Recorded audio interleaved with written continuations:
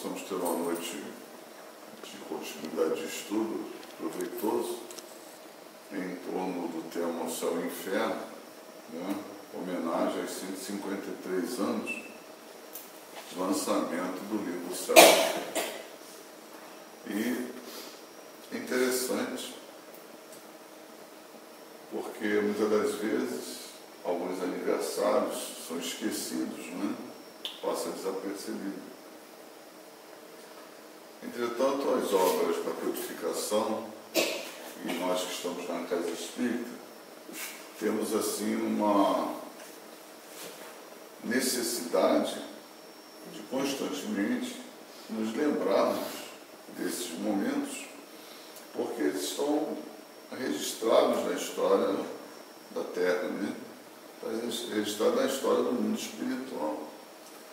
E, de alguma forma, nós que temos a oportunidade de fazer essa leitura, de conhecer esses escritos, nós mergulhamos, vamos dizer assim, na intimidade do codificador Allan Kardec, né? Imaginemos nós, quando, no momento em que ele se decide a escrever sobre o céu e o inferno, quais os movimentos, né, foram realizados para que acontecesse esse trabalho. Quantas vezes ele deve ter debruçado sobre a mesa, pegado lá sua pena para escrever por aqui ou por ali, mas sabemos perfeitamente que o codificador Allan Kardec é assistido pelo mundo espiritual superior. Em obras póstumas, nós temos a informação clara da assistência que o próprio Mestre Jesus dedica a Kardec, né?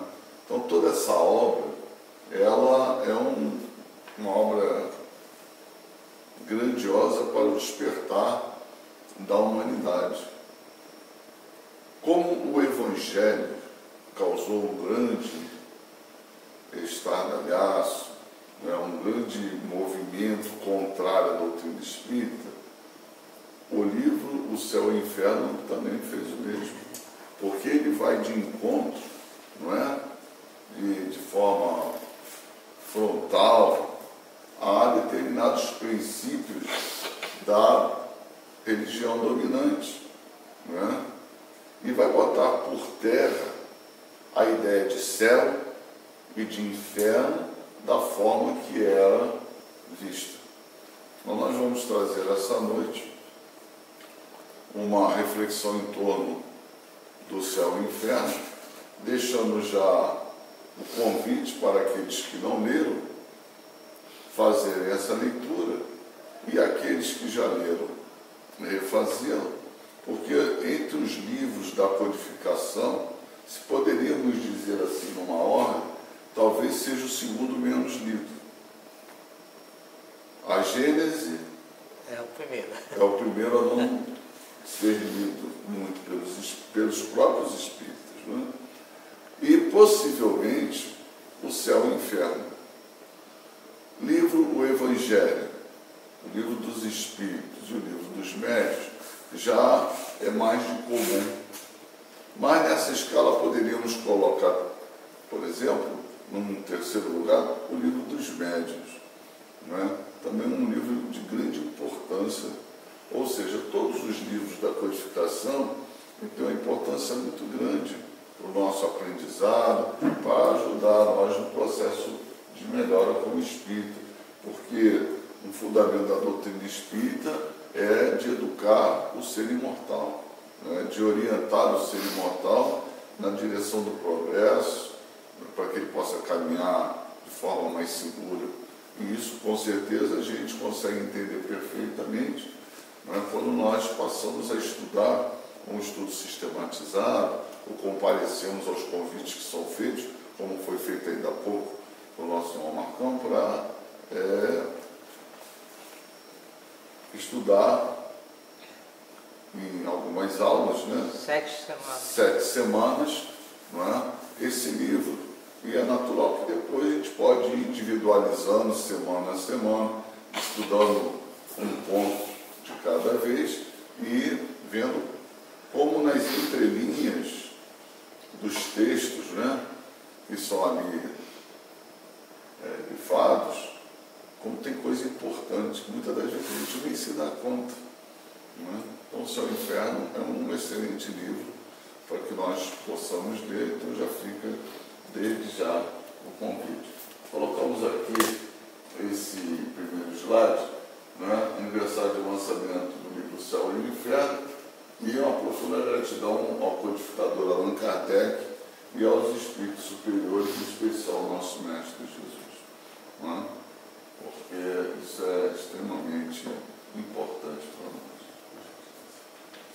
Então, a origem do Céu e do Inferno, da onde foi tirado subsídios para o lançamento do livro Céu e Inferno. Primeiramente, é importante a gente chamar a atenção para o Livro dos Espíritos, né? Lançado em abril de 1857 em Paris. Esse Livro dos Espíritos, ele é dividido em 4 partes, né?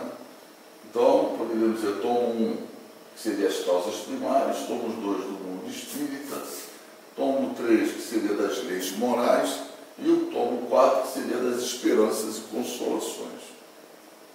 Quando nós nos deparamos com o estudo do Livro dos Médiuns, do Céu e Inferno, do Evangelho e da Gênese, nós vamos observar que eles estão intimamente ligados a um desses tomos, perfeito? Ou a uma dessas partes. É natural que alguns pontos também esparçados façam referência ao livro da Gênese, mas de forma mais direta estaria assim tratado.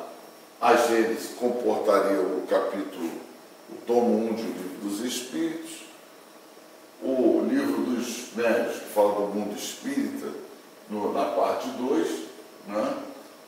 Das leis morais, que nós temos o Evangelho, né? A parte 3, e a parte 4, o livro O Céu e o Inferno, que é das esperanças e consolações.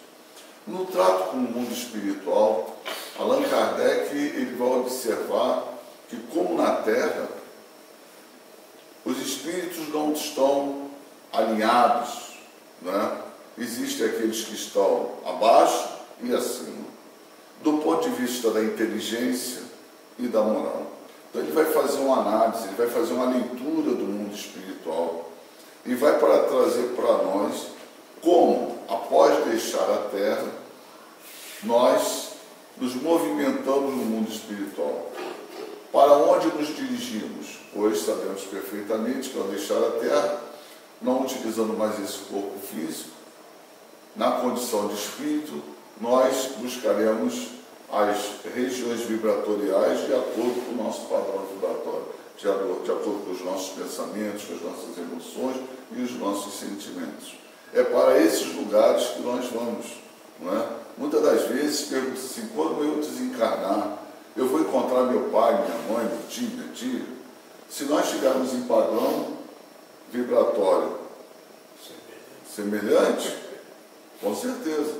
Mas se nós estivermos em padrões vibratórios muito opostos, fica mais difícil, por mais que aquele, muitas das vezes, queira nos ajudar, não é?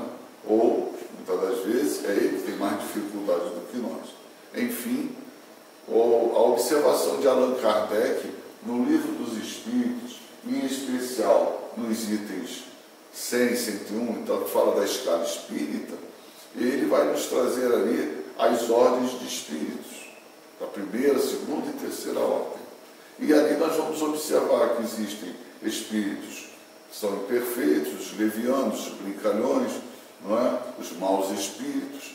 Depois nós temos os bons espíritos, não é? E os espíritos puros.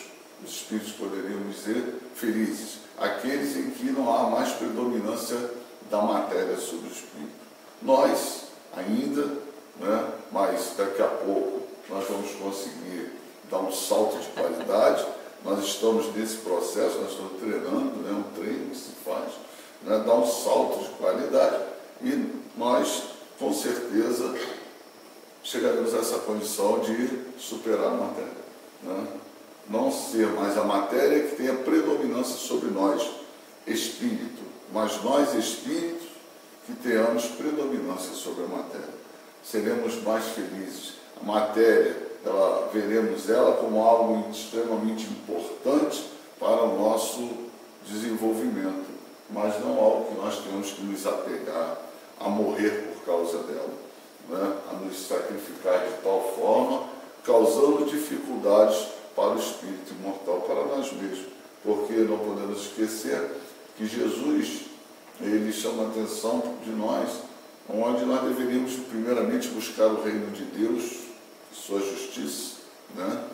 E tudo mais nos seria dado por acréscimo. Sempre se fala, procuramos primeiro os acréscimos, né? Deixamos em segundo plano a justiça, a harmonia, a paz. Então, nessa busca de acréscimos, muitas das vezes criamos infernos interiores. Somos nós que elegemos os nossos tormentos, os nossos tormentinhos, os tormentos voluntários, como está colocado no Evangelho segundo o Espiritismo, dos bem-aventurados os aflitos, no capítulo dos bem-aventurados os aflitos, onde fala dos tormentos voluntários, né? Então, quantos de nós, ainda nos dias de hoje, né, ainda não conseguem enxergar que deve buscar essa paz, essa harmonia com o todo, né? E elegemos para a nossa vida determinados tormentos, determinadas aflições. E quase sempre vamos reclamar isso num grupo religioso. Nossa, eu não sei por que eu estou passando isso, né? Eu estou vivendo uma situação de aflição. E muitas das vezes, quando se vai observar o fundo da questão, é a própria pessoa que está se atormentando. E ela muitas das vezes fala, foi o outro. E nessa análise, como falei, às vezes não é o outro. Às vezes é ela mesma, causando dificuldades para a sua caminhada. Então, Allan Kardec, ele vai observar o mundo espiritual e comparar ele, como ele diz, né, com o próprio mundo material, porque fica mais fácil estudar a doutrina espírita assim, porque quem vai para o mundo espiritual somos nós mesmos. Né? Não existe seres à parte, né, que estão em torno da Terra. Somos nós mesmos que vamos para o mundo espiritual. Então, se nós saímos daqui e praticamos o bem, nós continuamos fazendo o bem, né? Se a gente saiu daqui e é maledicente, gosta de falar todo dia mal da vida do outro, a gente vai para o mundo espiritual e vai incorporar aquele grupamento de espíritos também que gostam de continuar naquilo, né? Daqueles que têm vícios exagerados e etc. Então, nós vamos para esses lugares. Então, Allan Kardec, observando isso, ele vai, juntamente com a observação dos espíritos, propor aquela escala espírita que ele diz que não é absoluta, ela é relativa, mas que nós podemos ter uma orientação bastante interessante para a aplicação, não é? E com isso, mais à frente, ele vai, através das comunicações que recebe, né, observar como os suicidas se movimentam no plano espiritual. Aqueles que foram bons na Terra, os espíritos de evolução mediana, como é que eles estão no mundo espiritual? Aqueles que foram apegados demasiadamente à matéria. E é isso que, de certa forma, está trabalhado no livro Céu e Inferno. Então, a visão das religiões tradicionais, não é? Ela era assim, criação do espírito, tudo bem. Nascimento, não é? Muitas até, que o espírito foi criado no momento do nascimento, né? Mas a doutrina espírita nos chama a atenção que é uma pré-existência do espírito, né? Antes que ele utilize de um corpo material, esse espírito já existe, não é? E ele vai utilizar uma determinada ferramenta por um determinado tempo, que é como cada um de nós. Cada corpo desse aqui é uma ferramenta de trabalho, que a gente possa utilizá-lo da melhor maneira possível. Bom, a vida de relação na Terra, depois a morte do corpo físico, mas nessa vida de relação é importante que nós possamos já trabalhar a vida futura, né? Nós não estamos só trabalhando pelo presente. O nosso ponto que deveríamos focar, como está no Evangelho segundo o Espiritismo, né, a dissertação de Kardec, é a vida futura. A vida além da vida. Então, hoje nós estamos trabalhando para amanhã. Quando nós formos para o mundo espiritual, estaremos trabalhando para a nossa volta. Né? Porque se nós não conseguirmos o aperfeiçoamento que se esperava numa determinada etapa reencarnatória, o que acontece? A necessidade de um novo processo reencarnatório, um retorno à vida corporal. Não é? E isso está de acordo com a justiça divina. Não é? Então, durante a vida de relação na Terra, é um treino que nós fazemos de convivência com o outro, da prática do bem e, acima de tudo, estamos aprendendo a amar. Aqui na Terra, a gente está aprendendo a amar. Longo trabalho vai ser realizado. Devagarinho, mas Deus não tem pressa, né? Nós é que muitas das vezes somos apressados. O tempo de Deus é um e o nosso é outro. Pois, a morte do corpo físico, né? Análise da vida terrestre e julgamento. Bom, aí é aquilo.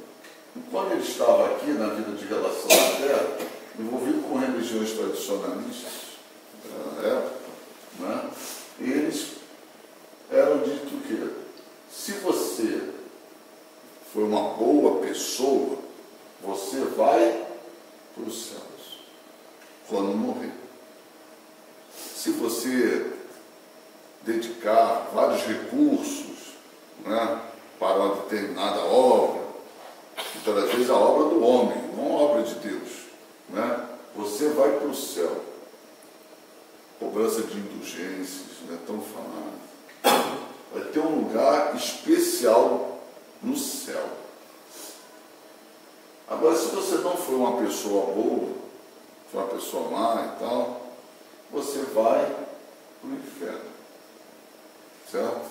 Você não tem... E outro detalhe, você não tem mais chance. A partir do momento em que você for para o inferno, de lá nunca mais você sai. Imagina a cabeça das pessoas, né, ou de nós mesmos, nós passamos por lá. A gente vem caminhando. Então, se você não, você vai para o inferno e você não vai sair mais de lá. Tem um camarada lá, eles criaram, né, a partir da cabra ali, os pés caprinos, chifres, e tridentes, etc. Criaram também um fogo que consumia diretamente e dizem que Jesus falou desse inferno. Jesus não falou desse inferno, nós vamos ver um pouquinho mais à frente. Não é? Quando Jesus fala de Geena, não tem nada a ver com esse fogo, não é? Infernal, onde você não tem mais condições de sair. E muitos dizem até que viveria sendo assado no mármore, né? Um mármore bem quentinho. Mas a doutrina espírita, ela vem perruir tudo isso aqui. Vem mostrar para nós que nós fomos criados sim por Deus, simples e ignorantes, né? O corpo precede, o espírito precede o corpo, né? A pré-existência da alma. A vida de relação na Terra é um processo onde nós devemos buscar amarmos uns ao outro, retribuir o mal com o bem, né? Fazer aos outros aquilo que nós gostaríamos que nos fizessem, conforme o ensinamento de Jesus. Morte do corpo físico se faz de forma natural para todos. Uns vão à frente, outros depois, mas todos nós iremos deixar a Terra num determinado momento. Esse corpo, ele não terá mais condição de retornar. Quando retornarmos, utilizaremos um outro corpo, um outro instrumento de trabalho.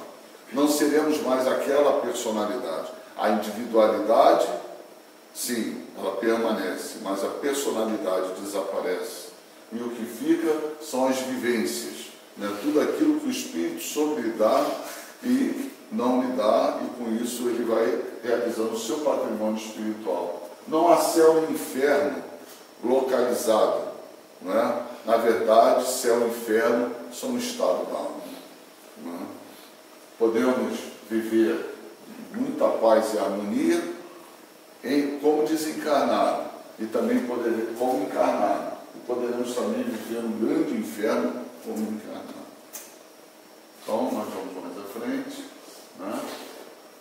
O Céu e o Inferno, na Revista Espírita de julho de 1865, quando do lançamento de todos os seus livros, né, já utilizando a Revista Espírita, Allan Kardec faz um comunicado, né, que antecede o lançamento. Então, da mesma forma, ele, na Revista de julho de 1865, ele chama a atenção no pré para aparecer em 1º de agosto, o Céu e o Inferno, ou a Justiça Divina segundo o Espiritismo. Não é? A Justiça Divina segundo o Espiritismo. Por Allan Kardec. Então aqui o preço é de 3 francos, né? 50 centes, e pelo correio. Tá bom? 4 francos. Referências históricas. Segundo as afirmações de André Morel, um dos brilhantes biógrafos do codificador do Espiritismo, o ano de 1865 foi o ano de várias conquistas para a doutrina, além do surgimento dessa obra básica, que é a doutrina espírita. Né? No caso, vai lançar O Céu e o Inferno, surgiram outros jornais espíritas que contribuíram para ampliar a divulgação do espiritismo, entre eles Salvador do Povo, A Luz, A Voz de Além Túmulo, em Portelas, O Futuro em Paris, O Médio Evangélico em Toulouse, O Mundo Musical em Bruxelas e no Brasil o Eco de Além Túmulo, na Bahia. Não é? E nós temos essa referência no Jornal Verdade e Luz de agosto de 2001. É um dado histórico interessante que eu acabei pegando lá na internet, né? E por quê? É importante observarmos que os jornais espíritas, há um grande número de jornais espíritas, hoje já não mais editados, mas tem uma obra de um rapaz que é jornalista, que agora me foge aqui o nome, mas trarei da próxima vez, eu passarei para os nossos amigos, onde ele faz um trabalho, né? É uma tese dele e tal, sobre a doutrina espírita e todos os jornais espíritas lançados ao longo da história. Muito interessante. Né? Então diz assim, um objetivo. Toda obra tem que ter um objetivo, todo trabalho tem que ter um objetivo, tem que alcançar alguma coisa, né? Tem que ser direcionado para um determinado ponto. Então, o objetivo, diz Allan Kardec, ali reunimos todos os elementos próprios para esclarecer o homem sobre o seu destino, como nossos outros escritos sobre a doutrina espírita. Aí nada introduzimos que seja produto de um sistema pré-concebido ou de uma concepção pessoal, que não teria nenhuma autoridade. Tudo aí é deduzido da observação e da concordância dos fatos. Kardec foi um observador muito interessante. Observava de forma continuada. Ele chama a atenção que nós devemos realizar essa observação e dali tirarmos realmente as nossas conclusões. Revista Espírita do ano de 1865. O objetivo dessa obra, não é? Como foi colocado aí. Por favor. Agora nós vamos aqui uma colocação de Herculano Pires a respeito da obra. Escritor espírita, né, um grande estudioso, isso é Herculano Pires. Estava dado o golpe de misericórdia nos dogmas fundamentais da teologia do cristianismo formalista. Tipo imutável de sincretismo religioso com que o cristianismo verdadeiro, essencial e não formal, conseguira penetrar na massa impura do mundo e levedá-la custa de enormes sacrifícios. Interessante a colocação. Mas foi isso mesmo que eu coloquei no primeiro momento. Quando sai a obra O Céu e o Inferno, imagina o clero como é que fica. Como é que é isso? A gente tinha um céu lá em cima, o inferno embaixo, um purgatóriozinho para a turma, né, um limbozinho para as crianças, e agora eles vêm dizer que não tem nada disso. Como é que nós vamos sustentar esse trabalho? Porque é assim, todas as obras da codificação, elas foram impactantes. Entretanto, a obra mais impactante da codificação, para que a gente possa entender, não foi o Livro dos Espíritos. A obra mais impactante para o clero foi o Evangelho segundo o Espiritismo. Está colocado em obras póstumas. Porque o Evangelho segundo o Espiritismo, ele vem falar do Evangelho de Jesus da forma mais simples, mais pura, né? Sem dogmas, sem necessidade de pagamentos, sem cobranças, a não ser aquela que você faz a você mesmo em função do livre-arbítrio que você tem de decidir por você mesmo. Não é? Então, o Livro dos Espíritos, quando foi lançado, a gente está abrindo um parênteses aqui, quando ele foi lançado, ele causou um impacto, sim. Mas naquela época, na França, o Livro dos Espíritos foi mais de um livro lançado, porque fervilhava a ideia de demônio, e tanto que, quando foi levado para a publicação, o filho da Madame Danty não queria publicar o Livro dos Espíritos. A mãe é que toma a frente e chama a atenção para o filho que aquilo era diferente de tudo que ele já tinha colocado. Porque Kardec, quando chega lá na gráfica, fala assim: eu queria que fosse editada essa obra. O jovem pergunta a ele, professor, que até então professor Hipólito Leão Denis Arribas, né? O senhor tem certeza que o senhor quer lançar isso? O nosso porão aí está cheio dessas obras que falam de Satã, do demônio. O senhor tem certeza? Quantas obras boas o senhor tem? Mas não sabia ele que era o Livro dos Espíritos. Aí a mãe lê e coloca uma tarja em cima, que seja levada à publicação imediatamente, que seja diferente de tudo que temos aqui. Aí é bacana, e é muito bonita essa história do lançamento do Livro dos Espíritos. Entretanto, quando o Livro dos Espíritos é lançado, ele cai, de uma forma geral assim, na linha do ocultismo. Tá? Era mais um trabalho do ocultismo, que poderia estar alinhado com a Cabala e tal, e tantos outros. Mas o tempo foi passando e eles mesmos depois começaram a observar que aquilo já começou a abalar a estrutura deles. Então, é um outro trabalho que teríamos que fazer em torno do Livro dos Espíritos. Mas, quando veio o Evangelho segundo o Espiritismo, aí o Espírito da Verdade coloca para cá, né?